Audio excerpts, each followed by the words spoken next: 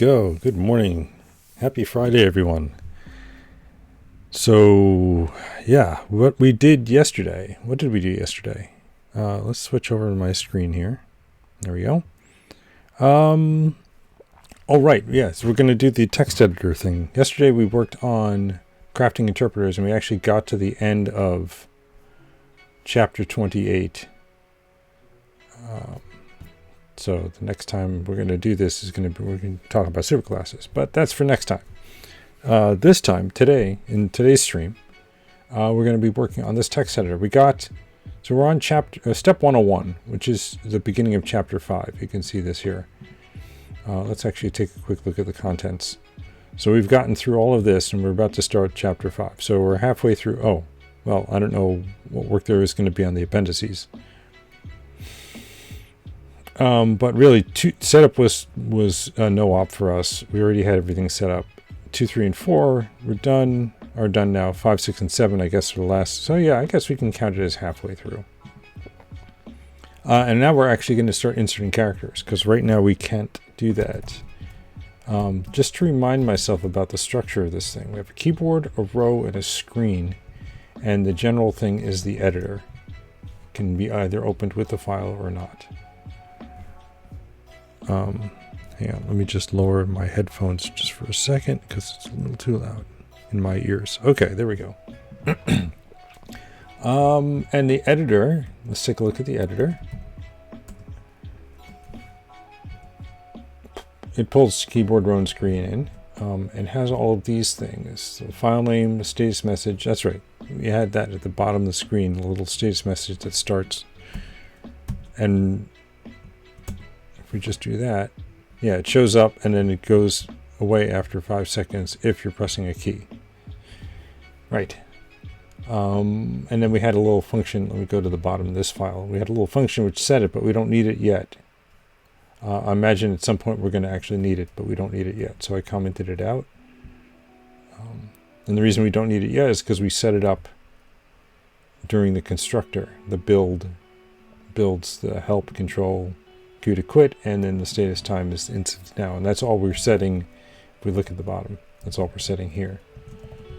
So we can either have this call here or just set it directly, and I'm setting it directly.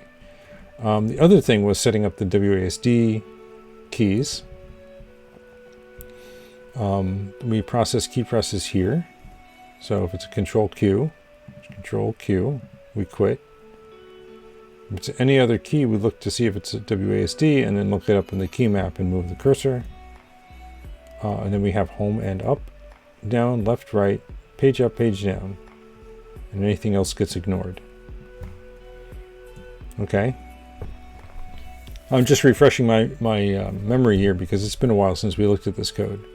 Here's the start, here's the main loop, right? We loop, we refresh the screen, we move the cursor to where it needs to be, we flush out all the queued actions, and then we process the key press. We basically block on a read of the key. Here's refresh screen, which sets our scroll position, clears the screen, draws the rows, clears the status message if we need to clear the status message, and then we draw the status bar. This is die. Here's move cursor. So this cursor movement stuff takes care of scrolling up and down off the top and bottom of the screen, and also make sure we don't scroll past the end in either direction. Scroll is what calculates our scroll position, and our current roll in is just a helper function to determine what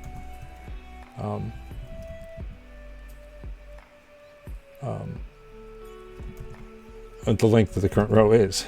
Sorry, I was blocking there. Keyboard, just simple keyboard reader. Okay, that's straightforward. Row, we can create a new row. Oh, that's right, we have the difference between the characters in the row and how we render them.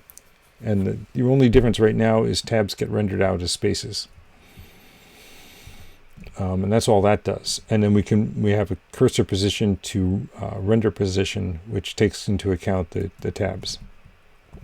And then finally we have screen, which is controlling all of the screen stuff. We create a new cross-term terminal here, I guess, the standard out stuff, and then There's a setup. There's a clear screen. Flush is just a flush.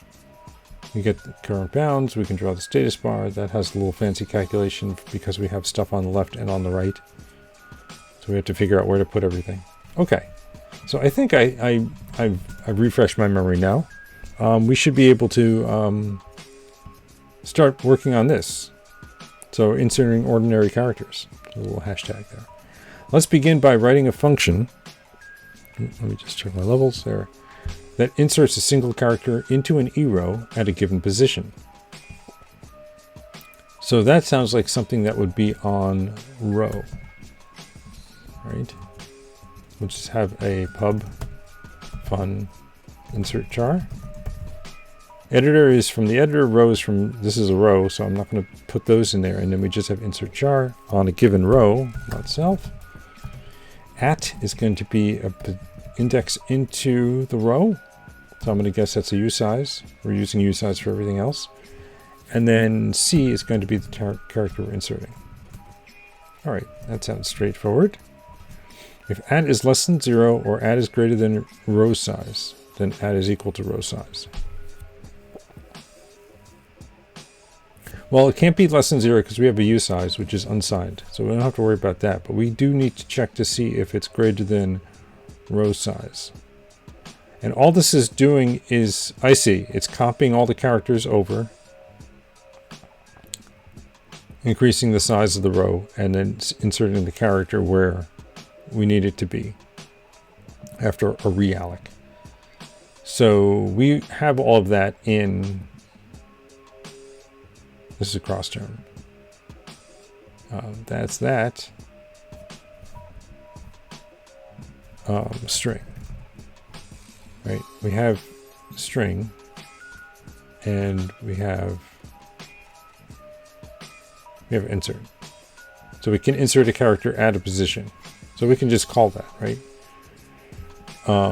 As long as at is within the string length. And it looks like you can insert right at the end. So we can just say if at is greater than self chars len. Right, that was chars, right? Chars versus render. Then we want to clamp it to the length. I guess we could say greater than or equal to, and we can just say self.chars.push C. Else self.chars.insert at C. So that does all of the work that's in, not that one, here. So this inserts a character at a specific column in this given row. That's the row, that's the column, that's the character. Okay, so this will complain that nobody's using it. Dead code. How do I get recording add V? How do I quit that? All right, I'm gonna just quit. I don't know what I did. All right, so yeah, so it's just complaining about dead code. That's right, we have this automatic builder over here. I don't know why I set that up that way, but I did. Memmove comes from string.h. It's like memcopy, but it's safe to use when the source and destination arrays overlap. Right? So all we're doing is shifting from at to at plus 1, and then this fancy calculation to determine how many characters to copy over. And in this code here, we're assuming every character is just, I mean, it says int, but it's really just a byte. Here, we're doing Unicode, right? Because char is a Unicode code point, from what I know. And so we just have to make sure that we're inserting it at the right location. Because I think it said insert will panic, right? Insert will panic if index is larger than the string length or if it does not lie on a character boundary, right?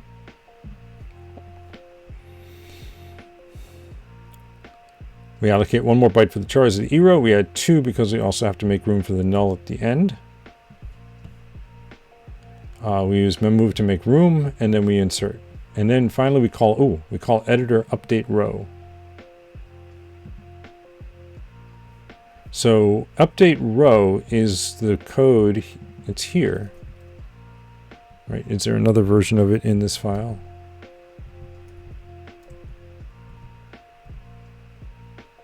That's editor append row.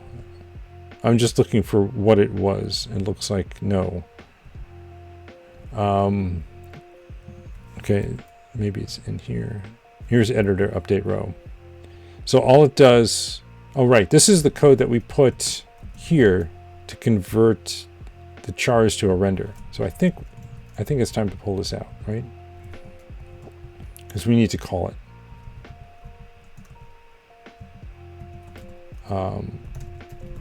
And I don't think it needs to be public. And it doesn't even need to have the row, right? Because what I want to do here is say let render is equal to, let's say row, update row, or render. Let's call it render row chars. And then we just put it in there. So let's call it that, rather than update row, render row. And we'll just pass in chars, which is string, and it returns the render.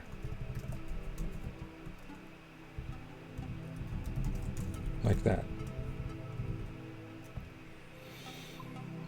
Right, so then all we have to do here is say self render is equal to row render row chars. Right, so that's this call here. I think that'll do the trick. Let's see what happens. Oh, it failed. I can't pass in, self chars. Expected string found this. Oh, I forgot to return it. Duh. Oh,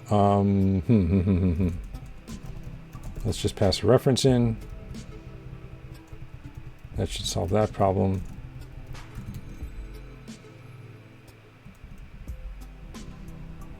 I was thinking, I guess I could just have it be a non-static function, or whatever Rust calls these things. Associated function, right? But that won't work up here. Okay. Unless I, now I'm thinking, unless I say something like, let x equals this, and then render is just a string that we throw away, and then just say x render row, and that does the trick of updating render. But that's a little more awkward. I don't mind this, having the associated function. This works. Except it doesn't. Because I broke this. Okay, and the warning is we're still not using insert char. Okay, so I'm sure we'll get there. Right, so finally we call editor update row, and we're calling that render row in our version, so that render and resize fields get updated with the new row content. Now we'll create a new section called editor operations. This section will contain functions that will call from editor process keypress when we're mapping keypresses to various text editing operations. We'll add a function to this section called editor insert char, which will take a character and use editor row insert char to insert that character into position that the cursor is at. Okay. So we have to go into our editor. I guess we're going to create an editor insert. We're going to leave off the editor part. Insert char. Mute self, right? And it's going to take a C char. I'm just using the same variable names they're using here just to make things simple.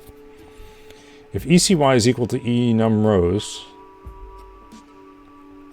editor append row, and then editor row insert char at cursor X. Okay. And then increment the cursor position. That doesn't seem too bad, right? If self cursor. We have this above thing, right? So I just want to say if not self cursor above self rows len. I should probably write a helper for that, right? Then self rows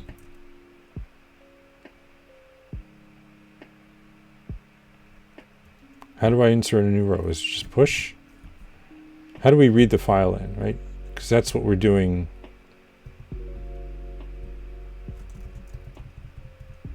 We call editor build with the file lines. Yeah, rows push, row, new row. And it's just a vector. Okay. Rows push, row, new, vec, new. And then we're going to say self rows of, we're going to get the row of y, right? So self cursor y as usize dot insert char self cursor dot x as usize, and then the c, and then we're going to increment c self cursor dot x plus equals 1. Okay, so now this will call that one, but we're still not going to call everything because we're not calling insert char anywhere. Oh, it's expecting a string. What did I... It is expecting a string. Then what did I have up above?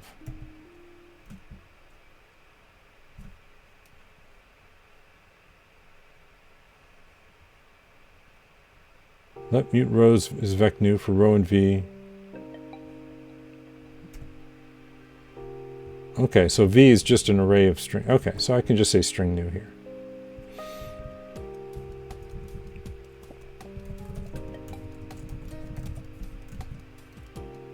Yeah.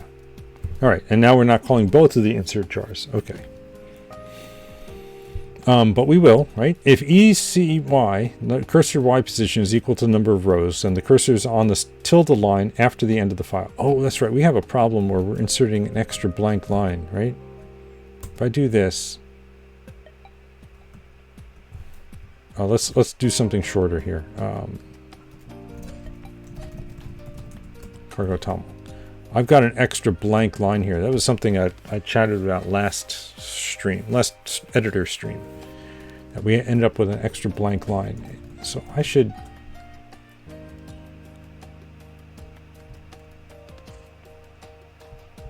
If row dot... If not, row is empty. And... Oh, and we're not at the end. How about this?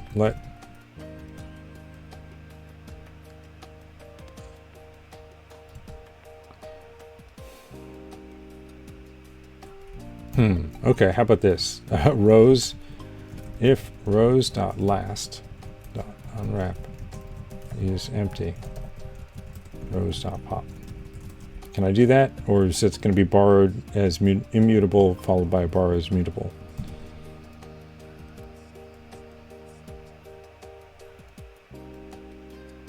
Oh, that's right, it's a row.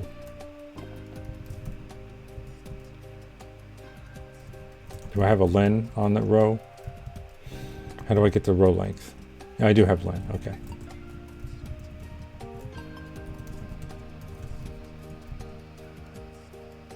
Yeah. Oh, no. Okay, that works. That's interesting. So I can borrow it immutably here, and then borrow it mutably here. Okay. So let's see if that gets rid of that blank line at the end. It does. But we can still go to that curly brace.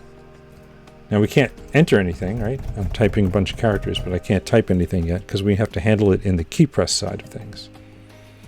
So we need to append a new row to the file before inserting a character there, right? If it's the last line. After inserting a character, remove the cursor forward so the next character the user inserts will go after the character just inserted. Notice that editor insert char doesn't have to worry about the details of modifying an eRow. Editor row insert char doesn't have to worry about where the cursor is. That's the difference between the functions in the editor operations and the row operations section. Right, so that's what we're doing, is just separating that here into this editor struct versus the row struct. Let's call editor insert char in the default case of the switch statement in editor process keypress. This will allow any keypress that isn't mapped to another editor function to be inserted directly into the text being edited.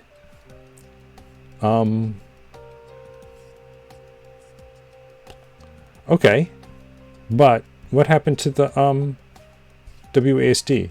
Did I miss that in the last chapter? Getting rid of those bits of... Because right now WASD moves you around, right? That's what, yeah, I can hit DDD, go to down. Sorry, S to go down, D to go left, A to go right, and W to go up. Maybe we got rid of those and I didn't notice, or I skipped over that. All right. No, I'm not seeing it. I'm not seeing process key press here. Okay, so it looks like, though, we got rid of it.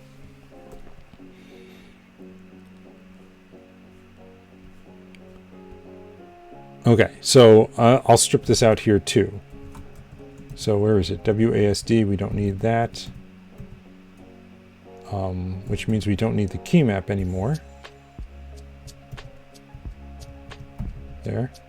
And that means we don't need to handle this stuff here. We just say if it's a control Q, then do this. If it's any other key, right, that's here, then we're just going to call insert char on the key. Self insert char key. Right? That's all we have to do there. Does that build? Does not. Oh, key map. Get rid of that. What's the other? Okay. Oh, because we don't need hash map. Okay.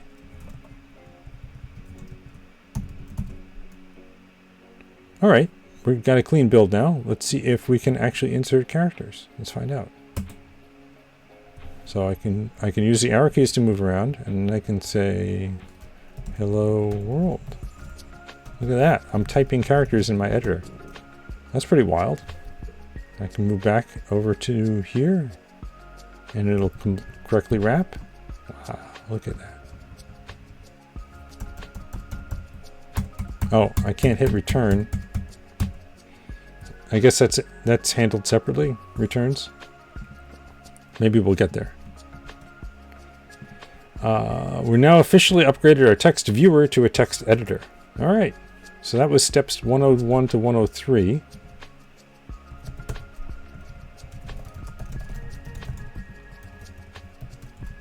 Steps 101 to 103. Inserting characters. Oops, why did I do that? Oh no, that's... Oh, this is Clippy, okay.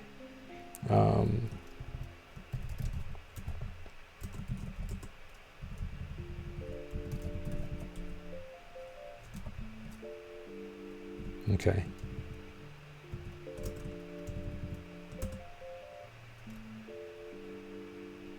Perfect. All right. Prevent inserting special characters. Currently, if you press keys like backspace or enter, those characters will be inserted directly into the text, which we certainly don't want. I don't think either one's going to work because we actually are trapping it on real keys. So I'm hitting backspace now, and I'm hitting enter now, and it's not doing anything. So I think we just have to handle those separately. Let's handle a bunch of these special keys in editor process key press so they don't fall through to the default case of calling editor insert char. All right, so I think we have the enter. Let's look at our key codes here.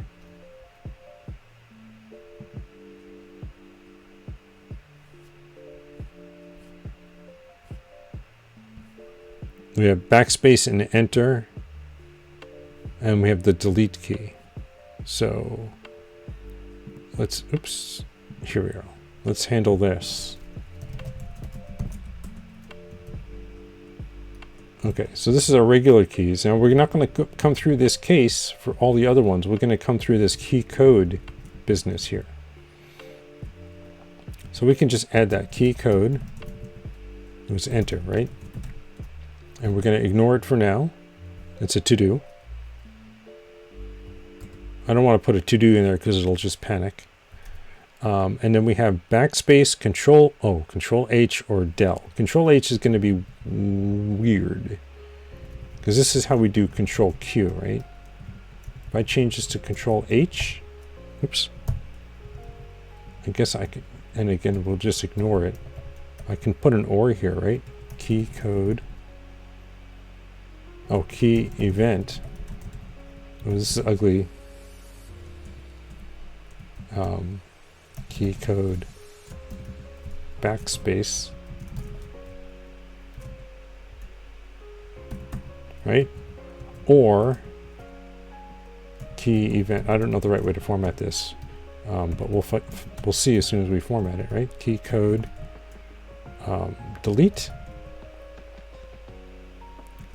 Any one of those just gets ignored. Ooh, this is starting to look really bad, isn't it? I wonder if I can just put comments in here that I can you to quit. Control H or backspace or delete to delete characters.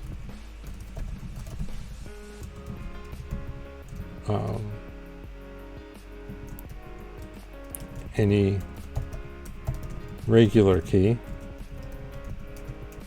gets inserted. Now we're ignoring the modifier, right? I just realized that we're ignoring the modifier if we do it this way. So if I do control A, it's going to insert an A. So maybe this needs to be modifiers none. What's the modifiers thing where it's not key modifiers? Here we are. Shift, Control, Alt, or none. So key modifiers none. That way we'll only look at characters that are not regular keys, that are regular keys to insert them. 2 colons on that. Okay, and it doesn't like this. Oh, because I forgot the dot dot. Okay. And then handle all other special key codes. All right, so it's slightly easier to read, but now it's getting really long and really ugly. It would be nice, if we could make a nicer way to do this, like with some sort of a jump table. Anyway, this is working. I'm not going to complain too loudly. What's this? Control L, and I think this is escape, right? Because that's what we use here. X1B is escape, yeah. We ignore Control L and escape. Backspace doesn't have a human-readable /escape representation in C, like \n and \r and so on. So we make it part of the editor key enum and assigns ASCII value of 127. That's up here. And that's actually delete. Right? Backspace is Control H.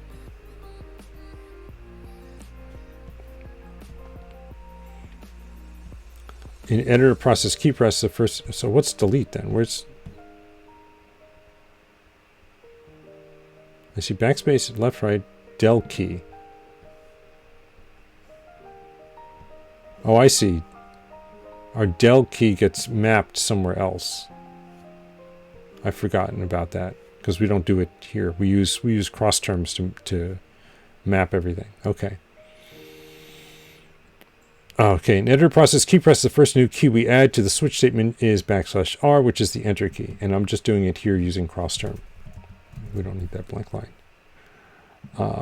For now, we want to ignore it, but obviously we'll be making it do something later, so we mark it with the to-do comment. There. We handle backspace and delete in a similar way, marking them with a to-do. Okay. I'm sure we're gonna get to it in this chapter, so I'm not too concerned about it. We'll also handle the Control H key combination, which sends a control code 8, which is originally what the backspace character would send back in the day.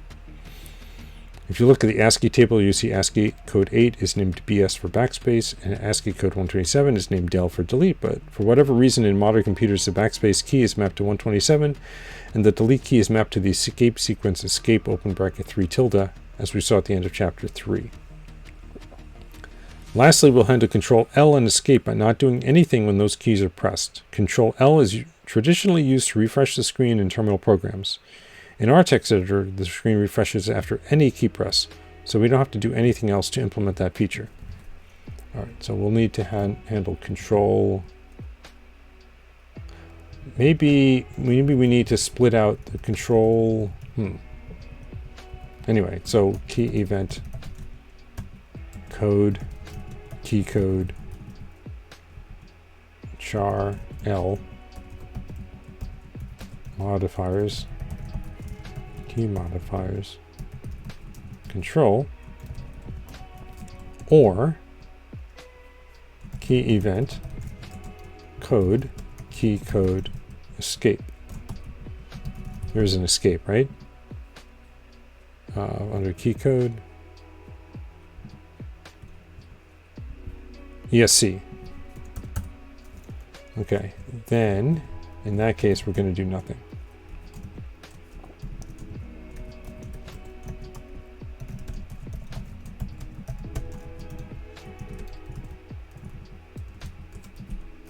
Okay. Doesn't like that. Oh, because I forgot the dot again. Okay.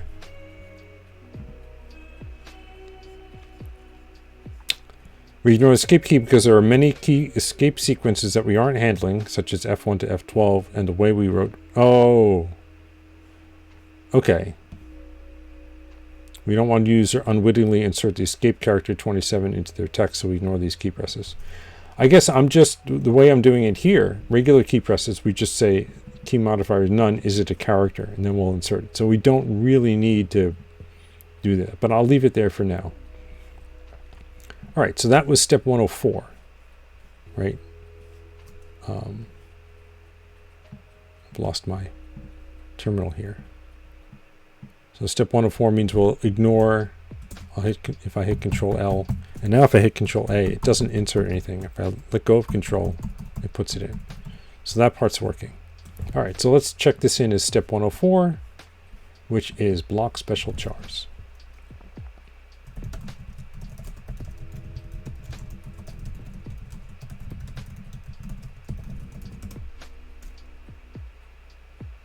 All right. Save to disk. Now that we finally made text editable, let's implement saving to disk. First, we'll write a function that converts our array of erow structs into a single string that is ready to be written out to a file. Editor rows to string. We're going to mem copy all the chars into P. P gets allocated as a buffer. Or, sorry, okay. The first thing we do is add up how much space we need, and then we allocate that much space. Malloc will return null if it fails, but I guess we're ignoring that for now. Mem copy. So basically we're making a second copy of the entire editor, or the entire text of the editor.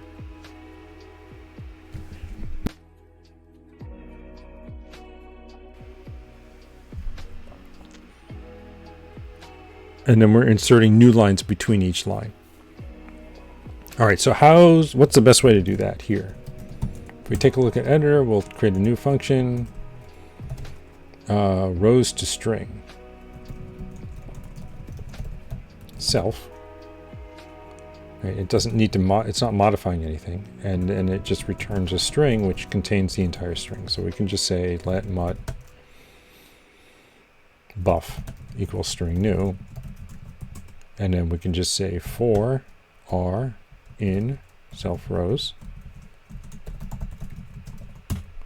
We're going to grab each row's chars.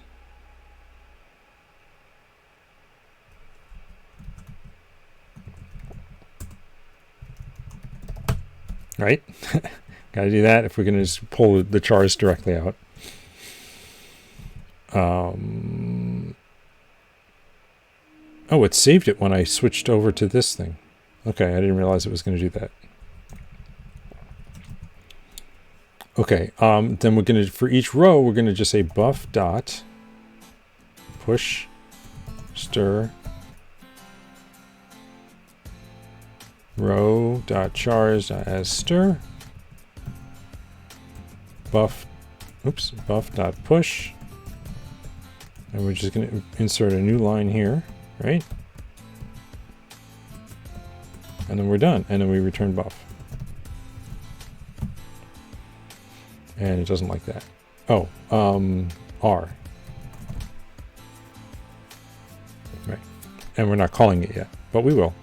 First, we add up the lengths of the row of each text, adding 1 to each for the new line the character will add at the end of each line. We save the total length into bufflen to tell the caller how long the string is. Then, after allocating the required memory, we loop through the rows and memcopy the contents of each row to the end of the buffer, appending a new line character after each row. Yeah, so string handles all of that work for us. We return buff, expecting caller to free the memory. Now we'll implement editor save function, which will actually write the string returned by editor rows to string to disk.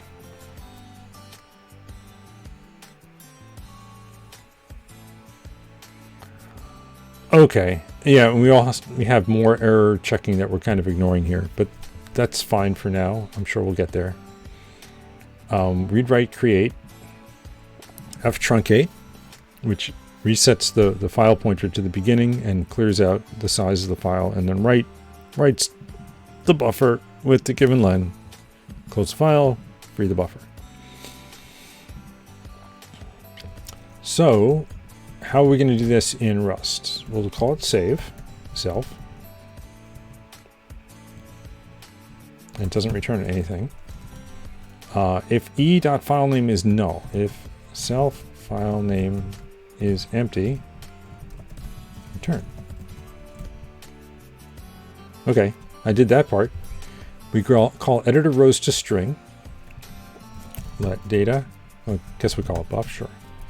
I'll use the same variable names, self rows to string, like that.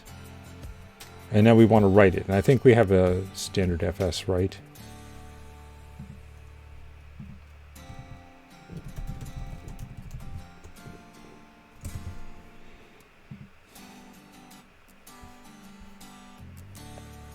We have read to string. We have a write. What does write do? Yeah, standard FS write. Oh, we just give it the file name and some data to write, and it writes it. And then it returns a result that we're going to ignore for now because that's what they're doing. Okay. So we could just say standard FS write. We give it a file name. It probably is looking for a string, right? Oops. It's as ref. All right. And then buff. And then this will free buff automatically because it drops off the end of the line. End of the function. All right. So yes, and we have a thing we must use. So we're going to use it like this. And ignore it. Rows to string does not get called because save does not get called. Let's figure out how we're calling save. Open, O read write, and O create come from function control. F truncate and close come from unistd.h. If it's a new file, then the file name will be null and we won't know where to save the file, so we just return without doing anything for now. Later we'll figure out how to prompt the user for a file name. Alright. Otherwise, we'll call editor rows to string and write the string to the path in the file name. We tell open we want to create a new file if it doesn't already exist. We'll create. And then we want to open it for reading and writing. I think this write is slice as an entire contents of a file, right? This function will create a file if it doesn't exist and will entirely replace its contents if it does. So that's exactly what we want. Because we use the ocreat flag, we have to pass an extra argument containing the mode. The origin of it being spelled like this without the silent E at the end is interesting. I don't know. So, because it's a standard library function called creat. This interface is made obsolete by Open 2. This history is weak. They should talk about why this only has five characters in the name. Anyway. So the reason this has only 5 characters in the create is because the syscall only has 5 characters. And syscall only has 5 characters because they only allowed 6 character. Back in the days, C only had 6 character identifiers, and the first character for syscalls was always underscore. So that used up one of the 6 characters, and so all you had left was creat. And then they kept that same name for the enum. Who knows why? They could have just called it the full thing. 644 gives the permissions for this is read write for the owner, read for group, and read for everyone else. F-truncate sets it to 0 bytes. Oh, this F-truncates it set to the len of what we're about to write. If the file is shorter, we'll add 0 bytes at the end to make it that length. Not that they're adding 0 bytes to the end, but they're adding bytes containing the value 0 until it becomes that length. This could have been worded a little bit better. The normal way to overwrite a file is to pass otrunc to open, which truncates the file completely, making an empty file before writing new data into it. By truncating the file ourselves to the same length as the data we're planning to write to it, we're making the whole overwriting operation a little bit safer in case the ftruncate call succeeds but the write call fails. In that case, the file would still contain most of the data it had before. Oh, Pedota, hello. But if the file was truncated completely by the open call, then the write failed, you'd end up with all of your data lost. More advanced editors will write to a new temporary file and then rename that file to the actual file the user wants to overwrite, and then carefully check for errors through the whole process. Anyways, all we have to do now is map a key to editor save, so let's do it. Let's use Control S. All right, so let's go up here. Here's Control Q. So the same as Control Q, we'll just use Control S. We'll just copy this whole thing and put it here and change this Q to an S and this squid to a save, and then this Q to an S, and then we're going to call self-save like that. Boom, done. Oh, that's the only change to that. You should be able to open a file in an editor, insert some characters, press Control S, and reopen the file to confirm that the changes you made were saved. All right, copy cargo.toml to T. And just call it test file. Cargo run T. Now I should be able to type some characters and hit Control S. We saw this, notice the file, something changed, so it tried to rebuild. Now I'm going to hit Control Q and cat T. Ooh, that's not good. That's exactly what we don't want.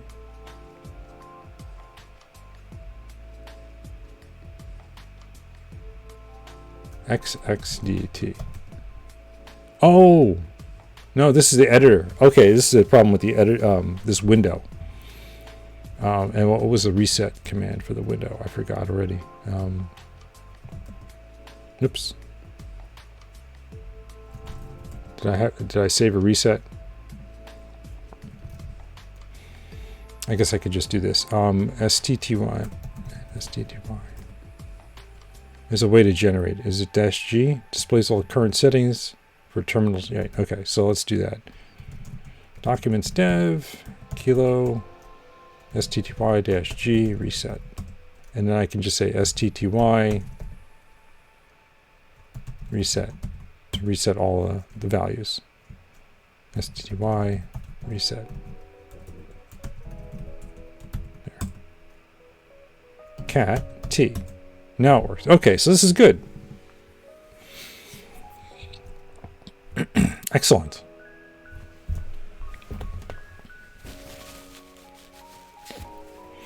let us... Oh, yes, let's add error handling to editor save. Okay, so this is up to step 107. Did 104, so git... Oh, no. Git add source. Pedota says that's some advanced fixing of a terminal.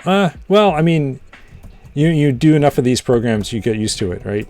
So stty-g dumps out a string of all the current terminal settings.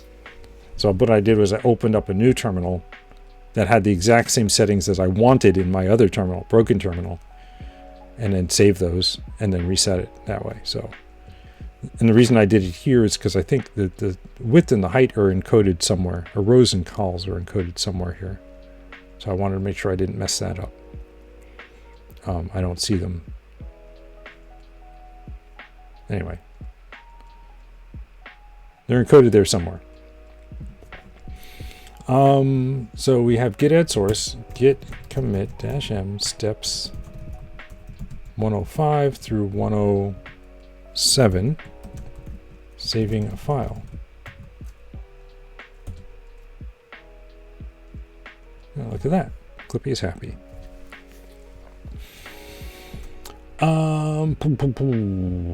Okay, yes, let's add error handling. So if anything fails, what are we going to do? We're not reporting it. We're just returning. We're just silently ignoring it, which is what we're doing now. So we don't have to do anything here. We're silently ignoring the error. Open and ftruncate both return -1 on error. That's true. We expect write to return the number of bytes we told it to write. Whether or not an error occurred, we ensure that the file is closed and that memory that buff points to is freed. Let's use editor set status message to notify the user whether the save succeeded or not. While we're at it, we'll add the control as key binding to the help message that's set in main. Okay, so we finally get to use our editor set status message, which we've been having commented out this whole entire time. So we'll uncomment that. First thing we're going to do is change editor save to say how many bytes were written to the disk. And I'm going to ignore the whole Unicode versus bytecode thing here because I'm assuming that these buffs are just going to be okay with bytes. I'm just going to call it bytes even though it's technically not bytes if it's Unicode. So I can just say let len is equal to buff.len and just save it that way. And then after this, we're going to see if it succeeded. Right? And all we care is whether or not it worked. So we can say, we can say is okay. If that, so this does the open, the truncate, the write, and the close for us. This one method, this one function, does all of this work for us. And it either succeeds or fails. If it's okay, then we're going to say self set status message. And all we're doing is passing in the string, right? Format, bang, len, bytes, written to disk. What is there a way in string to get the number of bytes? String bytes. Oh, I can't search that way, can I?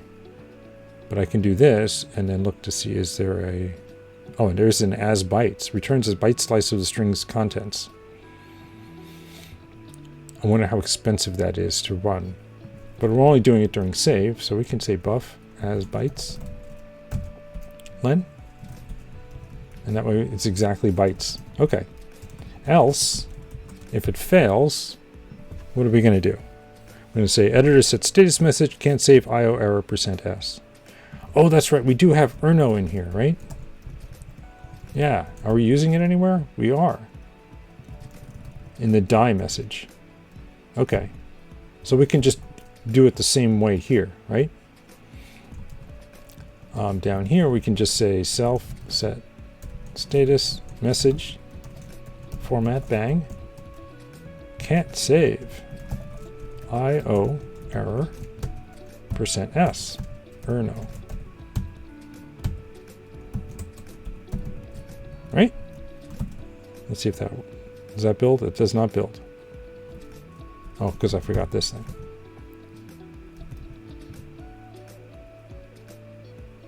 Oh, save needs to be mutable. What are the other error messages here? And then format needs to have the ampersand. Oops.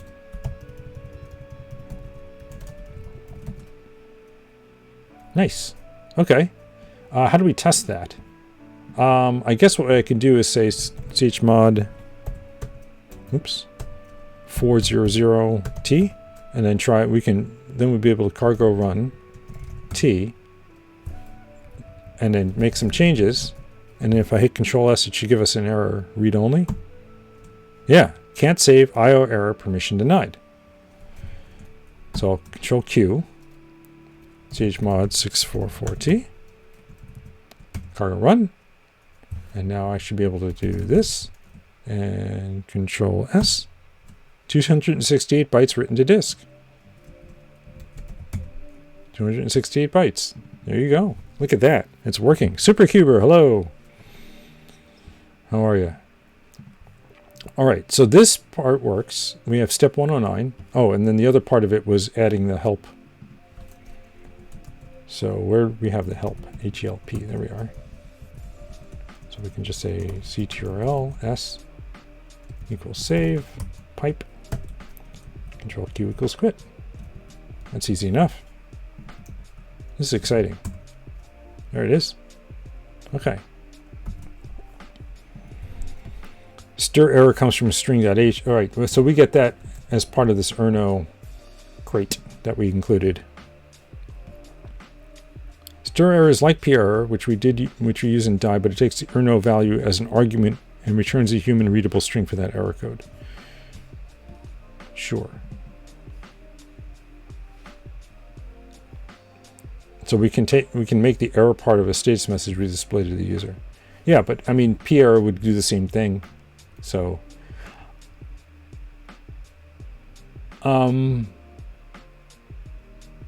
yeah, so you'd be able to do this the same way. This line, we could say editor set status message p error. Oh no, p error writes to standard out, standard error. So we can't just do it that way. We actually have to do it this way.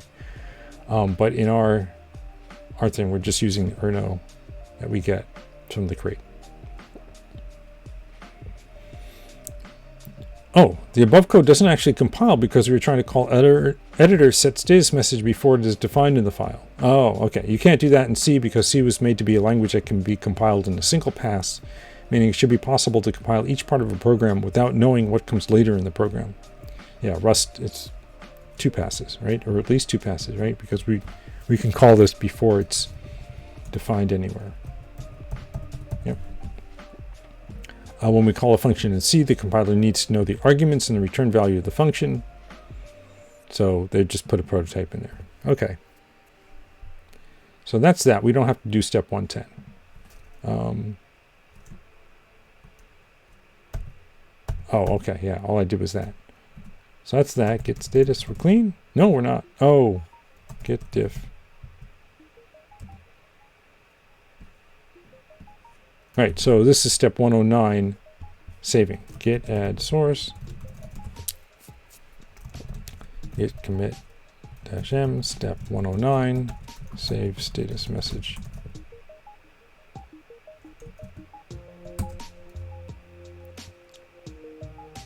Good. All right, so that's that. Step 110, we're really buzzing through this chapter. How far are we? Oh, okay, about, I don't know, a third of the way through. We might be able to finish this, depending on how quickly the rest of it goes. Dirty flag. We like to keep track of whether the text loaded in our editor differs from what's in the file. Then we can warn the user that they might lose unsaved changes when they try to quit. We call a text buffer dirty if it has been modified since opening or saving the file. Let's add a dirty variable to the global editor state and initialize it to 0. Shouldn't it just be like a Boolean?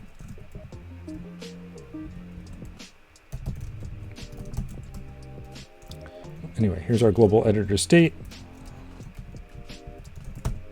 They're just making an int. I guess it doesn't matter what it is. It'd be nice to make it a Boolean though, right? And then we initialize it to 0 in our build function.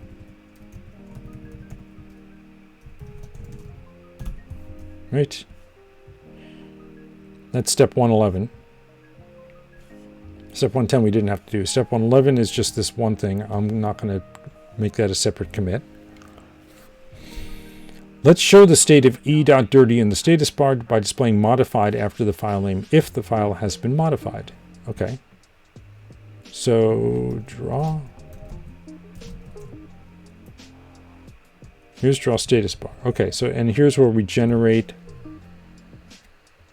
the left side is self file name, self rows len. And then if this is dirty, then we print modified or not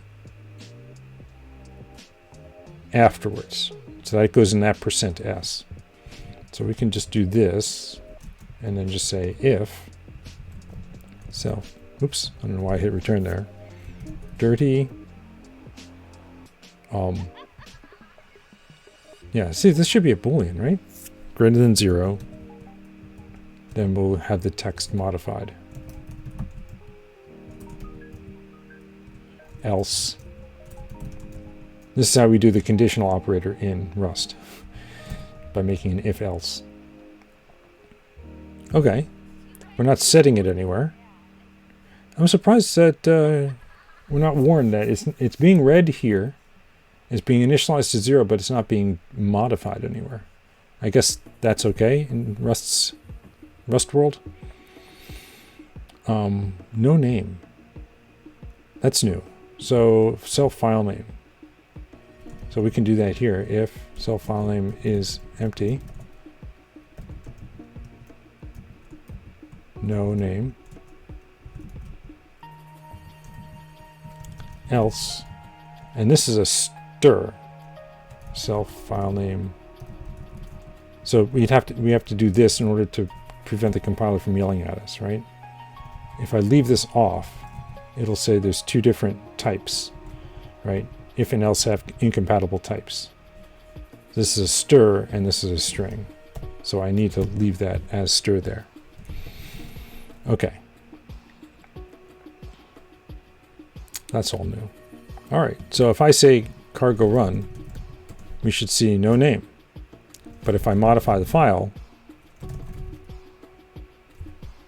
Supercuber says I would need ampersand self file name anyways. Oh, could it infer that? Wow. Okay, that's even better. I like that better. It inferred it. If I say cargo run T, we see the file name. If I say cargo run without the T, we see no name. But we're not setting the modified. Oh, and I still can't hit enter. Okay. But I can move the cursor down and do that, right? So I can use the down arrow to insert a new line. Well, insert a new line at the end of the file. I can't insert lines in the middle of the file yet. Okay.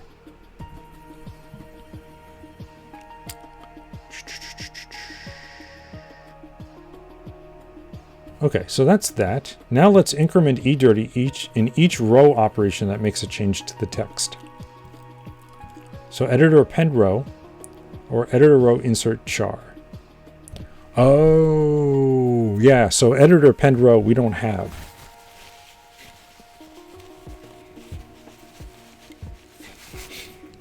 Maybe it's time to make it, right? All I've been doing is saying rows.push,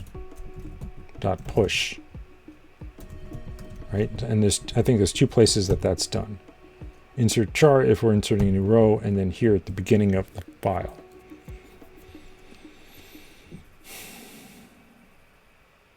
What's this type? That's just a string. So we can make I'm going to put it here and then move it. Append row, not self. Oh, yeah, that's why I don't want to do it. Oops. I can't call append row here.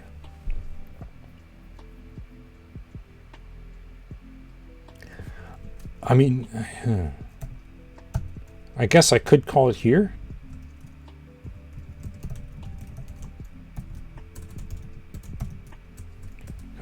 underscore. There we go.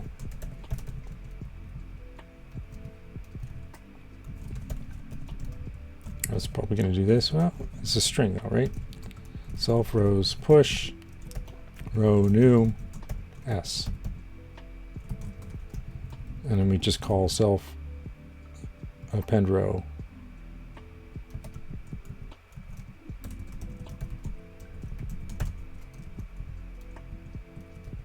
Right? Now we have an append row function.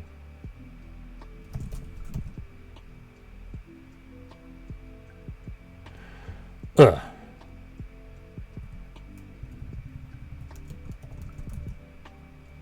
Okay, that's fine.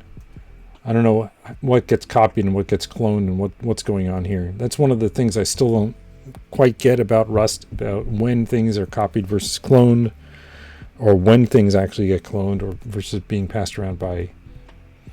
Okay, I'll get there eventually. So we're going to increment dirty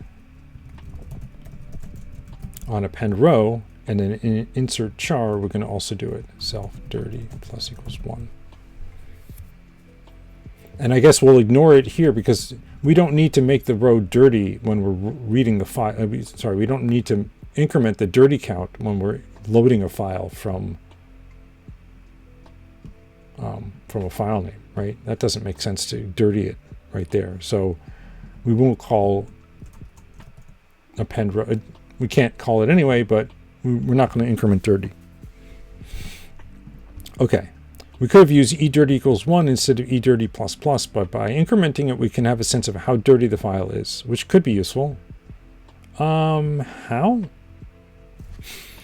Supercuber says, copy and clone are traits, and you can generally only implement them if your fields implement them.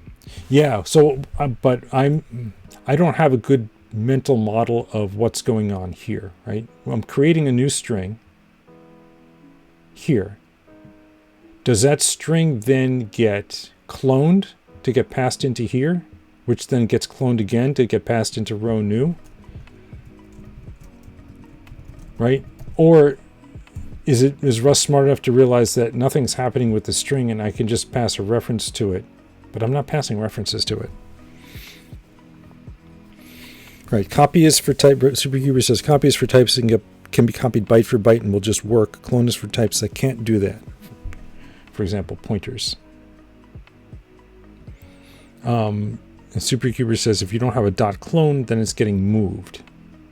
So we're not actually doing, so the string is being created on the heap somewhere and then moving to here, but we're not actually doing any mem copies to get that there, right? Hopefully. This is a zero cost call. Fingers crossed. Okay. I'm not sure the utility of counting how many times we dirty a file, but it says we'll just be treating edirty as a Boolean value in this tutorial, so it doesn't really matter. So we could just make it a bool. Supercuber says clone is always done explicitly with .clone or .toOwned or whatever. Copy is implicit. Okay. All right. That helps. Thank you. If you open a file at this point, you'll see that modified appears right away before you make any changes. That's because editor open calls editor append row. Okay, well, we don't actually do that. In the Rust version, we're not calling append row because we don't have an editor to append a row to append rows to yet. We're actually constructing it here. So we don't have to worry about this. Supercuber says, yeah, the string contents are on the heap, so the worst it's doing is moving the pointer into the function. That's good. Yeah, so that's a nice cheap operation. It's not like this is highly performant anyway. If I do this now, I see the file name T. It does not say modified after here. If I start typing, it still doesn't say modified. So what did we break? Because we are incrementing dirty.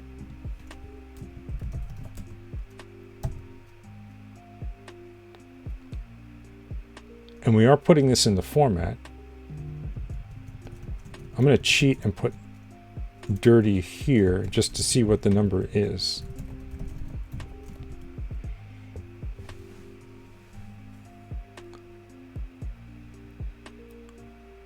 Okay, and then we'll restart our editor. Oh, now it says modify. What? Okay. Let's try again. Not modified. Modified. All right. So that should have worked. Oops. Oh, right.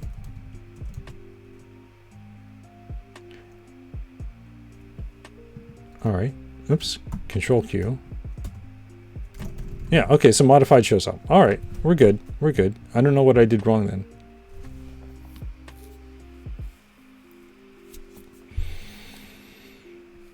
All right, so we don't need to worry about this part because our constructor doesn't set, our constructor sets dirty to 0 and doesn't call append row anywhere. All right, so that's easy.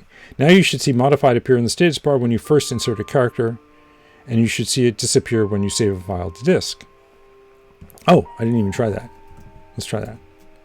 So if we insert some characters, and it shows that we have 10 lines, it's modified. If I hit Control S. Oh. Oh, I forgot this line here. Let's do that. Save.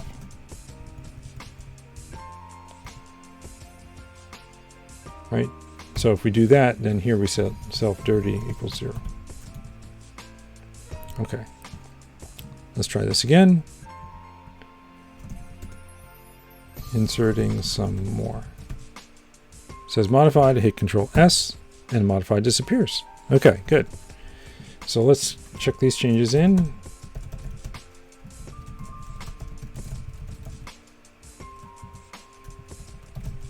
So it was step 109 we did last, and so we're up through step 114. 110 to 114 is just a dirty flag.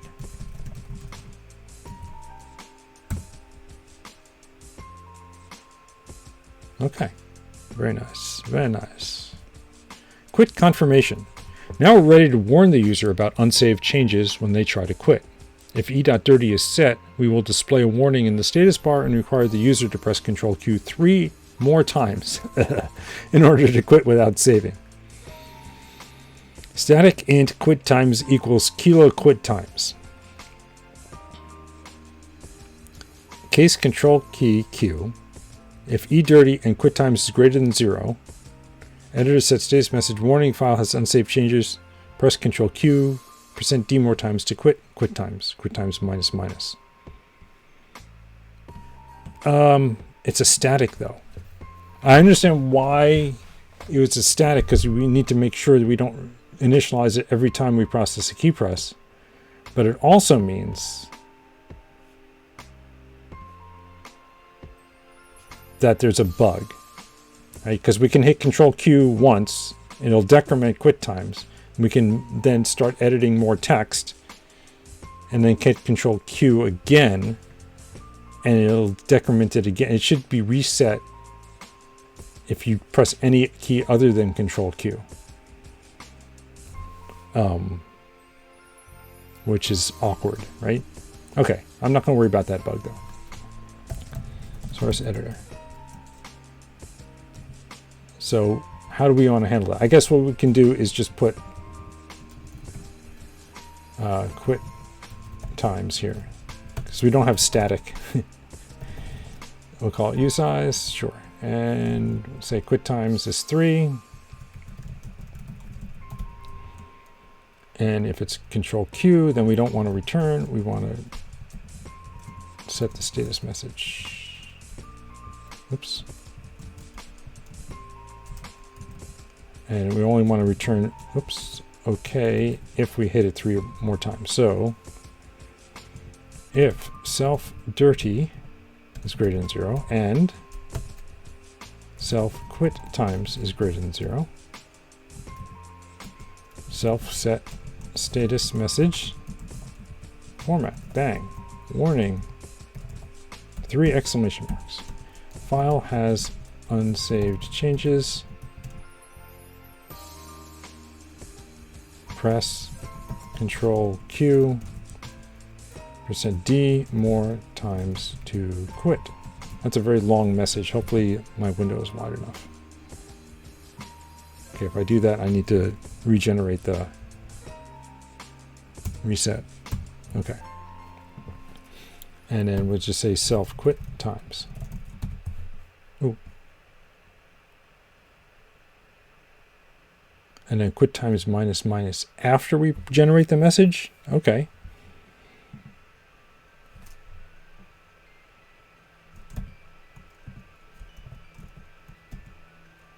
And then self quit times minus equals 1, else return OK true.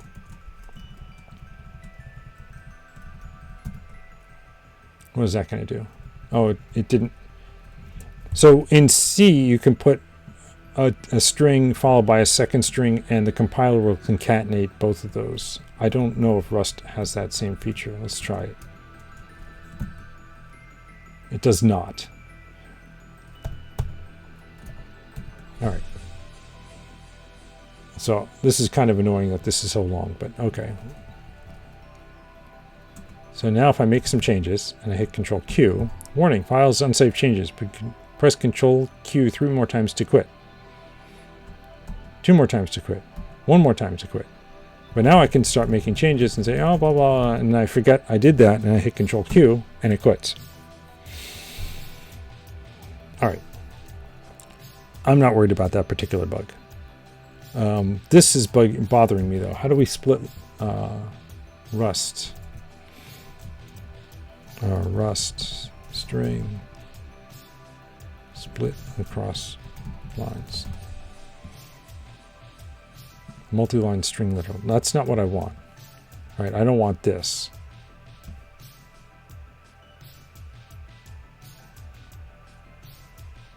Oh, okay. I can just put a backslash, and does it ignore the leading space then? It's the same as multiple lines with indentation. All right, well, let's try this. File has unsaved changes. Then I can just say backslash, right? Return. Ooh, it reformatted it like that. Okay. And it didn't complain in the compiler. Let's Control Q. Okay, so it did. It did not add extra spaces there. So it was smart enough to remove the leading spaces from the beginning of this string. Nice. Okay. I just learned something about Rust. Oh, I got to hit Control Q a bunch of times now. That's annoying. All right. So that was step 115. Is there any other changes? Oh, here we reset it. Okay. I thought there was a bug, but there wasn't a bug. And we return here. If we return here, then we don't have to worry about the reset. So we can do the reset at the end of the match, right? Okay, false. So self quit times is equal to, and we can use the constant, right? I forget the syntax for constants, but I can look it up here.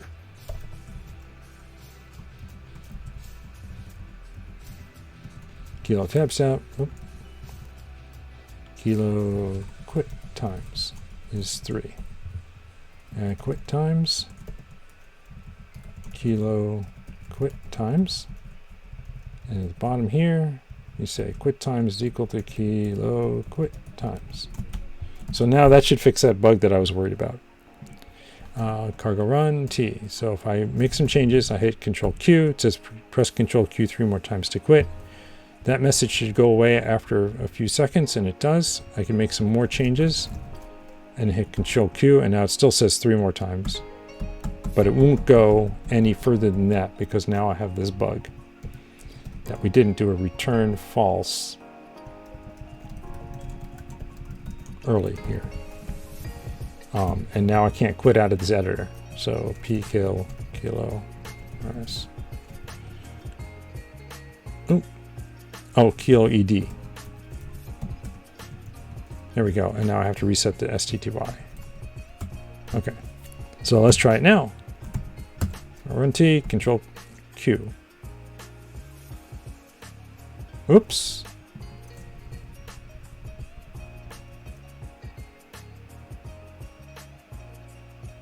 Whoops.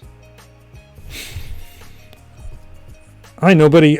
Yes, the code is on GitHub. I haven't pushed the changes from today yet, but I can paste the URL here. I don't have a chat bot with bang commands. I should set one up, but I'm not smart enough to do that yet. Okay, so we have a bug, right? It's that somehow this is returning true. So process key press returns true when it's time to quit the editor and returns false when it's time, when we should continue the loop. We should have come through here and seen quit times is greater than 0 and then returned false. Right, if self-process key press, then break.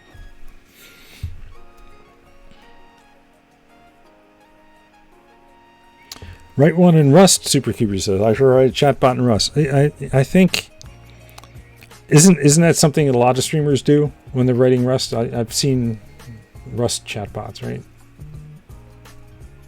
Oh, that's right. I wanted to check out binary search. Rust chatbot.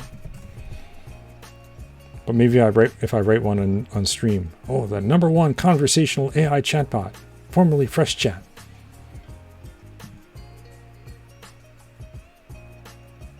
It should be a Twitch chatbot, right? I should search for that.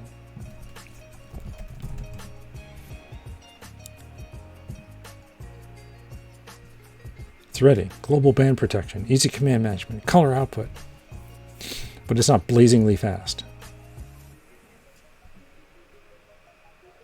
September 30th, 2020.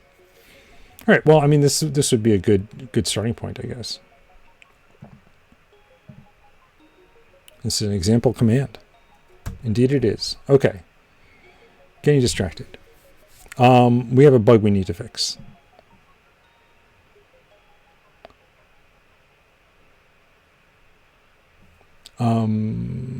Superkeeper says blazingly slow. Teach. Twitch chat bot. I don't want to watch his videos. Does he have it on GitHub?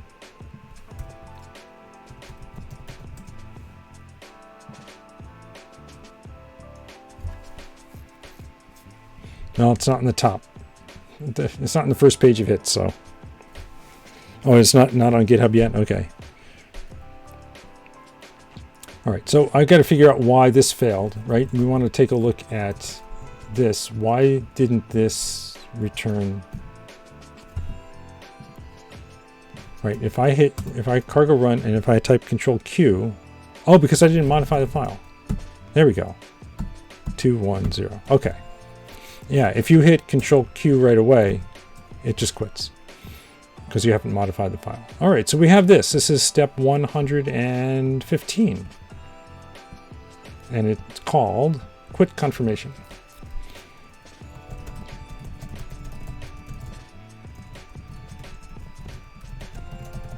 I'm being very inconsistent with my log messages.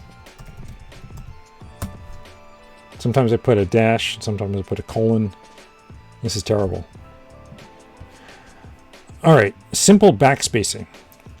Look at that. It looks like we're about a little past halfway. Nice. Let's implement backspacing next. First, we'll create an editor row del char function which deletes a character in an e row. Okay, so that would go in the row function. We have an insert. Let's add a del char itself at usize.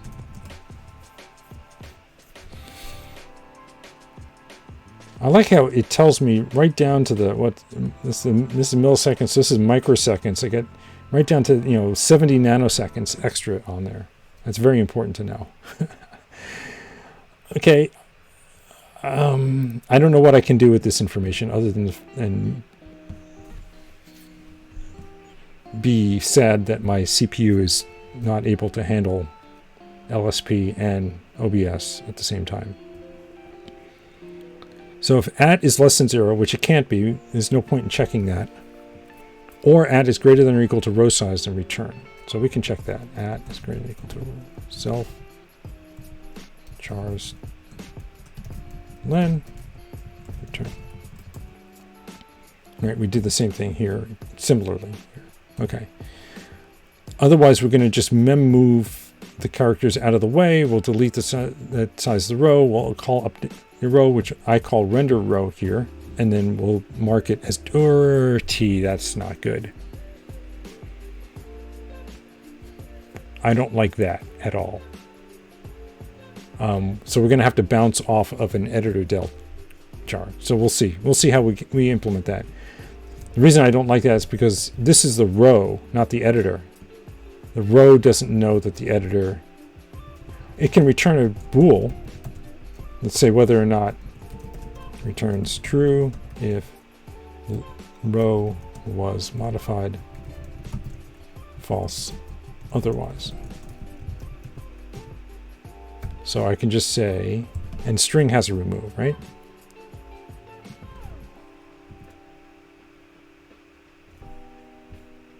Remove at, yeah. Removes a char from the string as a byte position and returns it. It's an O of N operation that requires copying every element in the buffer. Well, I mean, that's what they're doing, right? They're doing the mem move. That's an O of N. So I'm not worried about that. Superkeeper says, do it the same way you already do it in insert char. Yeah, so in insert char, right, we have it in the editor. Right, we call insert char, which calls insert char on the row and then marks it as dirty. The problem is with deleting, we don't know if the delete's going to work. Or are you suggesting that no, but insert char will always succeeds. We always know it succeeds, so it's always going to dirty the thing, whereas delete character won't always. Right. All right. Well, let me keep going this way and see if things break. So it's self chars remove usize at, and then just return true.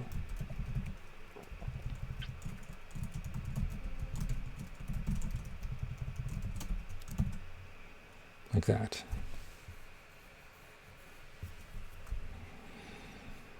Yeah, as you can see, it's very similar to editor row insert, except we don't have any memory management to do. We just use mem move to overwrite the deleted character with the characters that come after it. Notice the null byte at the end gets included in the move.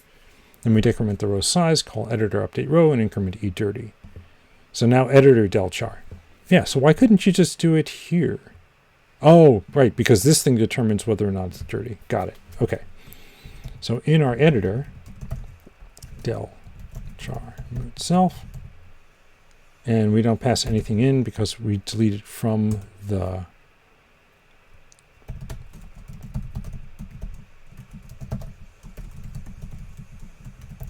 cursor position itself. Oh, this just goes return. Okay, and then if ECX is greater than 0, which it has to be, right? Because our cursor is, let's take a look at cursor. I think it's U16s, right? Position is, yeah, U16. And now I've lost my editor.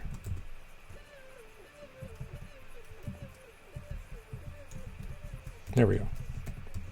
So we don't even have to check for this. All we have to do is say self rows, self cursor dot y as usize, del char, self cursor x as usize. And we want to say if that's true, then self dir t plus equals 1. And then we subtract 1. Oh, but ECX has got to be greater than 0.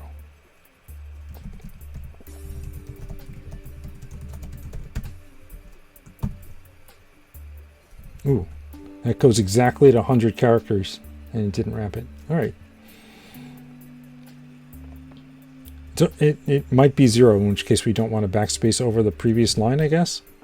If the cursor is past the end of the file, then there's nothing to delete, right? That's that first line. And we return immediately. Otherwise, we get the row the cursor is on. And if there's a character to the left of the cursor, we delete it and move the cursor 1 to the left. Let's map the backspace, Control 8, and delete keys to editor del char. Okay, so we can do that here. Backspace. So here's our to-do, and now we're going to say self del char. Right? Is that all we do? We don't have to pass anything? If C is delete key, editor move cursor arrow right. Oh, okay. Interesting. So delete actually does it delete forward. But I don't know what my delete key is going to do. Okay, so we're going to just say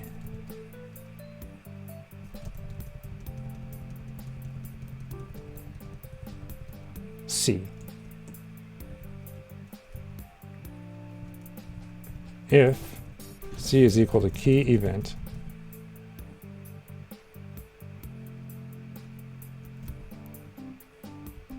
okay,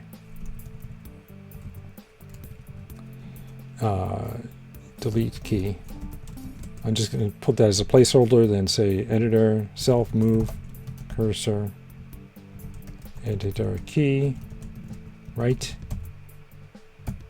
else, not else. Okay, so that's that. So now the way that we check the delete key is if let key event code key code delete is equal to C. Right? So we're just checking it a second time here. The other ones are backspace and Control H. All right, so let's see if this works. I'll go run T. If I move over here and I hit Control H. Huh. Oh, I forgot to re-render the row. Duh. Right? That's the one thing you need to do is you have to self-render row, render row. That was probably in the code and I just ignored it. Yeah, editor update row. Okay. Because I was worried about the dirty flag. I got distracted. All right. So Control Q. Okay, let's move over again, and I'm going to delete the M in more.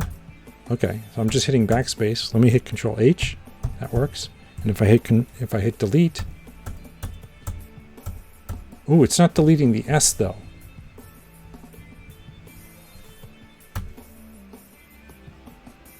That's weird. Okay, so something's wrong. It is deleting the character forward, but is not deleting the character. Right, it should be doing the same thing as doing a right and then a backspace. Right? If it's a delete key, move the cursor right and then delete. Why isn't that working?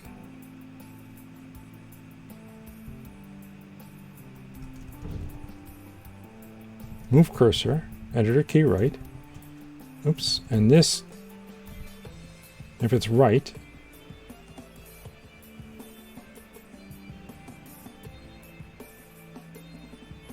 cursor X plus equals 1.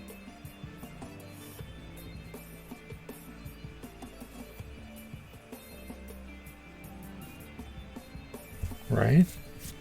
And then del char subtracts 1 from cursor X to move it back to where it was.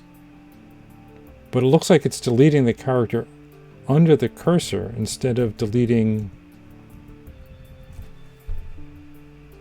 Right? It should be deleting the character under the cursor, not the character after the cursor. Right? If I go here, it should delete the space and shift the minus over, but it's deleting the minus instead.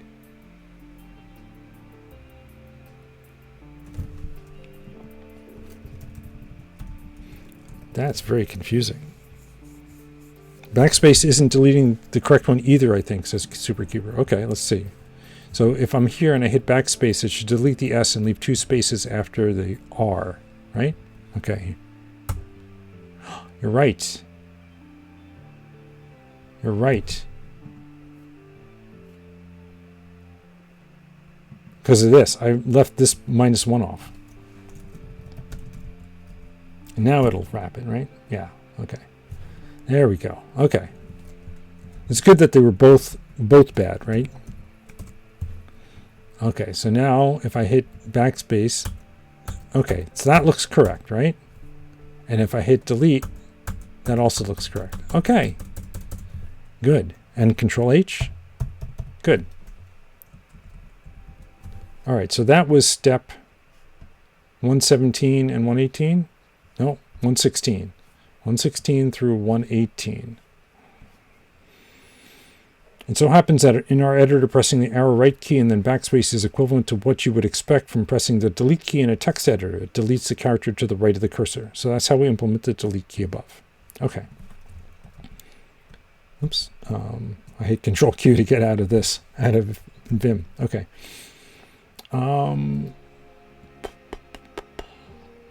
Git add source. Git commit -m steps. Oops, I've already forgotten. 16, 17, 18, right? Simple spacing. All right. How much time we got? Oh, I've got a little bit of time. Let's see if we can do one more section. Backspacing at the start of the line. Currently, editor del char doesn't do anything when the cursor is at the beginning of the line, right? Because we checked for ECX greater than 0. So if I hit backspace, it doesn't do anything. But if I hit delete, then it deletes. Okay. Modified flag is there. When a user backspaces at the beginning of the line, we want to append the contents of that line to the previous line and then delete the current line. This effectively backspaces the implicit \n character in between the two lines to join them into one line. So we need two new row operations, one for appending a string to a row and one for deleting a row. Let's start by implementing editor del row, which will also require an editor free row function for freeing the memory owned by the row we are deleting. All right, so we don't need editor free row because what we're going to do is we can implement this by deleting from the middle of a vector, which hopefully you can do. Vec. Standard, what's the difference between standard vec and standard vec? Oh, maybe one's the macro. So is there a remove? There is a remove, and there's an index. Okay, so perfect. So all we need to do for editor del row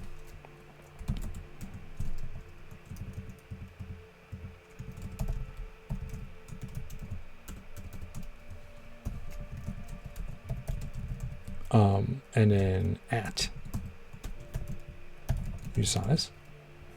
If at is less than 0 or at is greater than or equal to enum rows, return. So if self not self row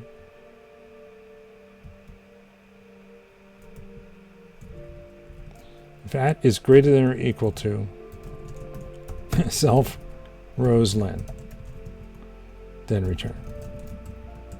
Editor free row and then move everything up. So all we're going to do is say self rows dot remove at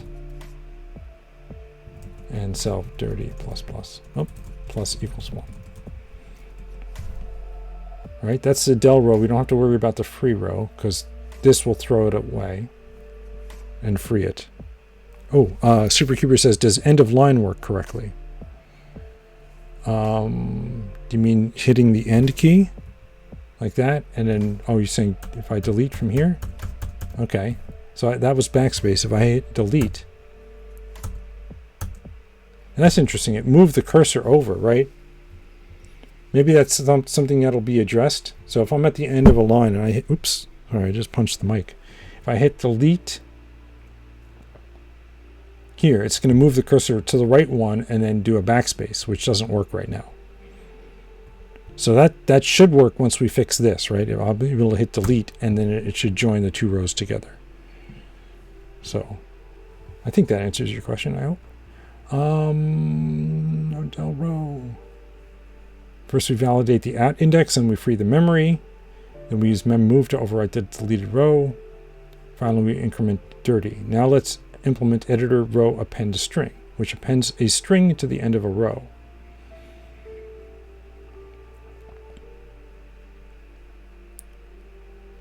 Okay, so that would be in our row code. Well, first let's save this. It's going to complain we're not using it, but at least it compiles. Okay. And then we have here, insert char, oops, del char, and I guess pub fun append string.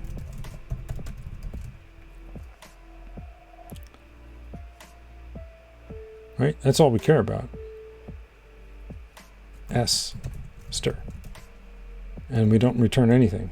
And so this is just going to be simple, right? Self chars push stir S. And then we're going to reset the render. Render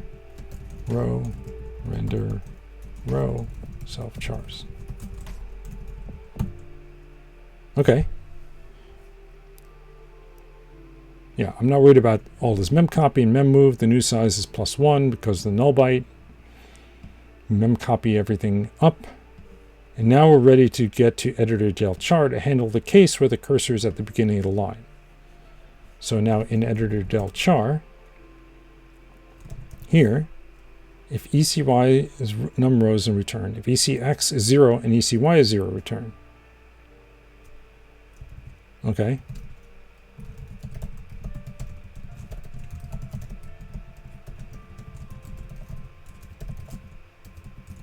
We don't do anything if we're at 0, 0. That doesn't seem right. Right? Because if you're at 0, 0, which is all the way up here, you should still be able to delete forward. Oh, right. Delete forward, we would already be here. Okay, no worries. All right, so if ECX is greater than 0, and we were able to delete a character, then increment the dirty flag and decrement X. Else, ECX is equal to eRow ECY minus 1 dot size. Editor row append string, and an editor delete row.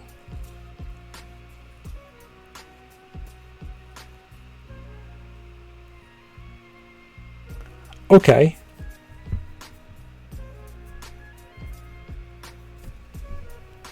And then we're going to have to set dirty.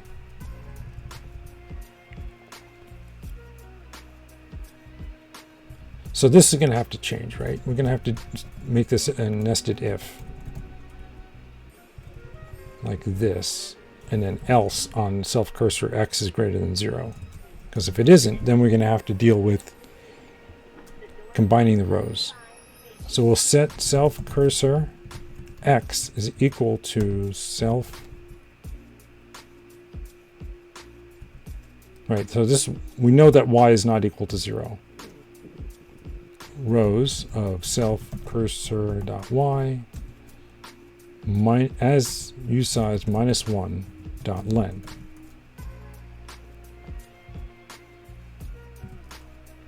That's that first line. Now we'll say editor row append string self. Okay, we're going to grab this line. Previous row is equal to self cursor dot Y as usize minus 1.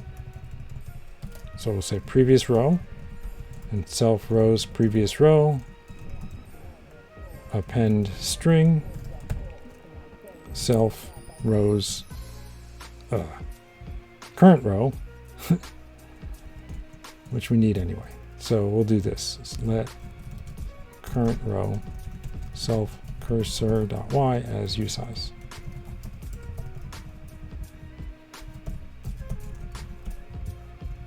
And we don't need that. We can just say current row minus 1. Same here, current row dot chars as stir. Oh, chars, but we should be able to do this, right? And it should convert it for us. And then we want to delete the row, self delete row, and current row. And then subtract 1 from Y. Self cursor dot y minus equals 1. And then set dirty. Self dirty plus equals 1. Nope. Doesn't like that because it's as U16. Immutable borrow. Oh, okay, yeah. Can I do this? Let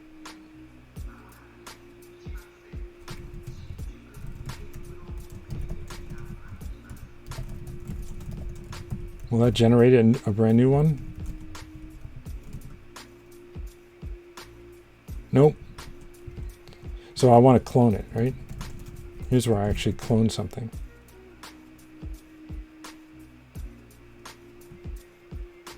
Wait a minute. I'm creating a clone of this thing, so it's no longer being borrowed. Oh, maybe I have to do it the other way around. You clone the string and then do as stir to it.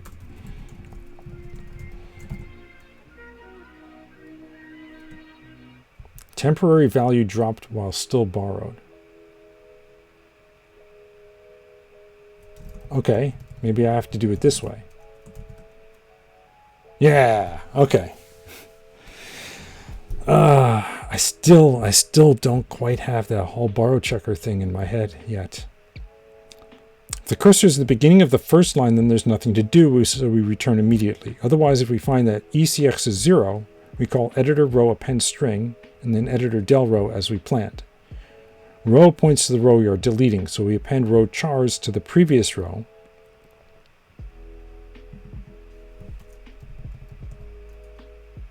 This is row chars to the previous row. And then we delete the row that ECY is on. We set ECX to the end of the contents of the previous row before appending to that row. That way the cursor will end up at the point where the two lines joined. Notice that pressing the delete key at the end of the line works as the user would expect, joining the current line with the next line. This is because moving the cursor to the right at the end of the line moves it to the beginning of the next line, so making the delete key an alias for the arrow key followed by the backspace key still works. All right, so let's see if we can actually do this now. So if I go here and I hit delete, and the cursor ends up in the right spot. And if I go to the beginning of this line and hit backspace, the cursor ends up in the right spot. Look at that, and it says modified. So we got it modified. The modification works. All right, that's pretty cool. And it shows now there's only 8 lines, 7 lines, 6 lines. Neat.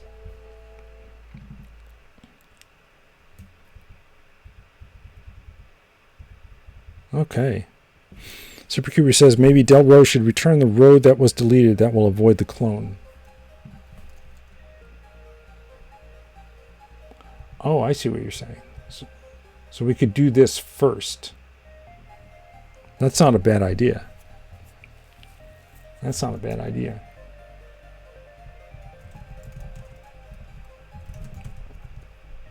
Actually, we can just do this, right?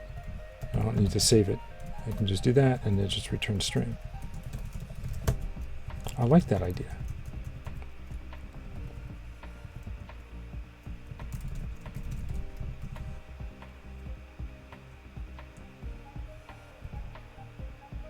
And it failed. Oh, because we need to, if we don't delete the row, then we need something which calls for an option. So this is none, else, some. And then we can just say here, if let row equals that. Right? Nope.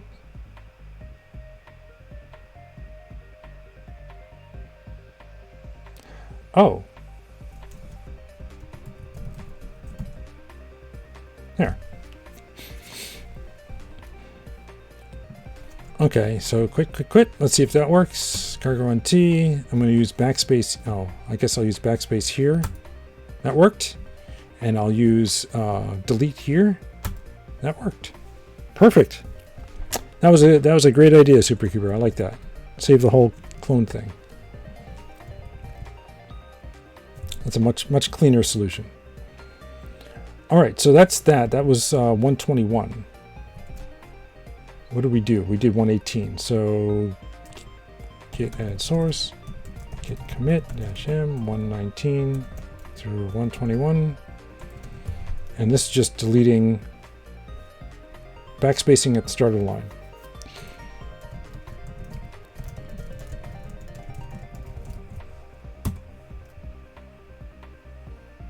Sweet.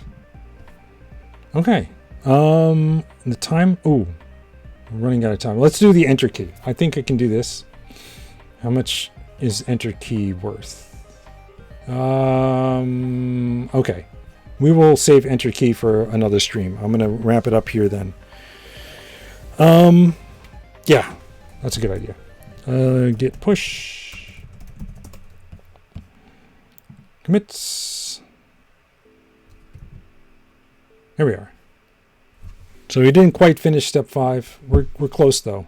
Enter key. Next week, I want to work on my roguelike. I want to actually start my roguelike. I'm kind of playing around with the design now, or at least not code design, but a game design. I haven't gotten far enough yet to start coding, but hopefully next week I will. But we'll also work on this, and then we're also going to work on superclasses in the crafting interpreters. So a bunch of stuff to do. Thank you everyone for hanging out with me. I had a good stream. I hope everybody has a good weekend, and I will see you next week. Excellent. Take care.